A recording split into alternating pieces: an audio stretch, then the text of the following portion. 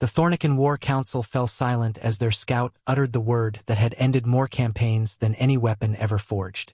Humans. Grand Marshal Vextor's scales shifted from aggressive crimson to fearful gray.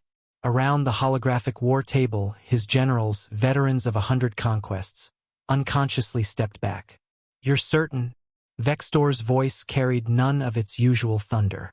"Yes, Marshal. The third planet of that system. Humans." The target world vanished from their battle plans without another word.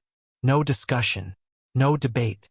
Just immediate, unanimous abandonment of what moments ago had been a critical strategic objective. In the shadows of the council chamber, Ambassador Thursdevar of the Melody Collective watched with fascination. Her species, peaceful scholars and observers, had never understood why the word carried such weight. The humans seemed unremarkable, medium-sized, no natural weapons, relatively new to space travel. "Forgive my ignorance," Thursdevar ventured, her melodious voice breaking the heavy silence. "But why do you fear them so? They have no empire, no vast fleets. They barely control 40 systems." The generals exchanged glances that spoke of shared nightmares. Vextor laughed, a bitter sound. "No empire? Young one, the humans don't need an empire. They are something far worse."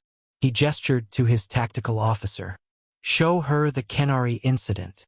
The hologram shifted, displaying a massive Kenari Dominion fleet, 2,000 ships strong, approaching a single human colony. The colony had refused to pay tribute, an insult the Kenari couldn't ignore. "Watch," Vextor commanded. The recording showed the human response. 12 ships. Just 12 against 2,000. Thursdevar's confusion deepened as the human vessels didn't even attempt to fight. Instead, they broadcast something on all frequencies. Music. Ancient human war songs mixed with mathematical equations and what seemed to be recipes. Within minutes, the Kenari fleet began firing on itself. "Weaponized memetics," Vextor explained. The humans had studied Kenari psychology for years, learning exactly what combination of sounds and concepts would trigger their aggression centers. They turned the Dominion's own minds against them. The display changed. The Zarathi Empire. They tried to enslave a human mining outpost. Thursdevar watched human miners, civilians, turn mining equipment into weapons that violated 3 different galactic warfare conventions. They didn't just defend. They pursued the Zarathi back to their staging ground and somehow triggered a cascade failure in their home system star. "Humans don't just adapt," Vextor said. "They weaponize adaptation itself." More examples followed.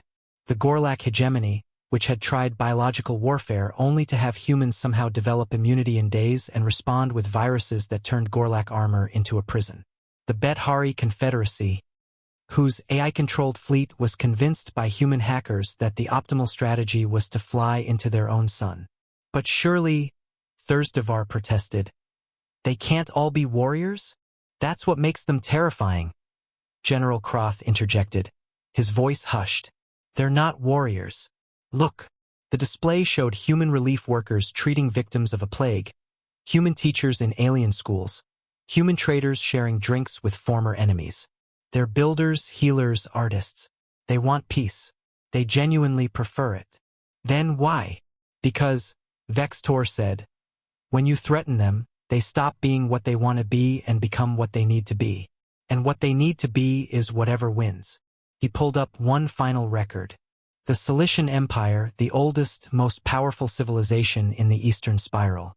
They demanded humanity accept vassalage. The humans sent a single diplomat. The recording showed a young human woman standing before the Cilician God Emperor. "We decline," she said simply. "Please reconsider." When the God Emperor threatened to glass Earth, she smiled. "In our mythology, we have a concept called mutually assured destruction. We invented it to use against ourselves. Imagine what we've prepared for you." The Cilician Empire withdrew their demand within the hour. They fight economics with bioweapons, philosophy with nuclear fire, poetry with mathematics, Vextor concluded. They have no doctrine because they become whatever the situation requires. They have no limits because they evolved on a world that tried to kill them every day. Thursdayvar's chromatophores flickered uncertainty. But if they prefer peace, then we give them peace, Vextor said firmly. We trade with them, learn from them, laugh with their children. We do anything and everything except make them stop being builders and start being destroyers. He deactivated the display. Galactic empires don't fear the word humans because they're invincible. We fear it because they're unpredictable, because they'll sacrifice their own ships to save their enemies' children, then turn around and crack a moon to make a point. Because in the end, he looked directly at Thursdayvar, you never fight humans. You fight what humans become when you force them to fight. And nobody knows what that will be until it's too late. The War Council returned to their planning, carefully routing their expansion around any system where humans might be found. In the galaxy, empires rose and fell, but one rule remained constant. You could befriend humans, trade with humans, even argue with humans. But you never, ever made them drop their tools and pick up weapons.